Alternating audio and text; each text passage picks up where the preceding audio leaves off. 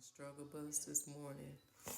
I woke up about 2 and hadn't been able to go back to sleep. And of course, you can't sleep now because I have babies, or littles. But look who else is in the struggle.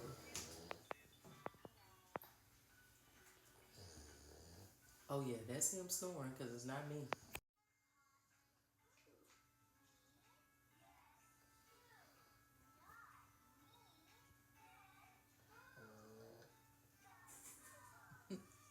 I just don't even know what to say.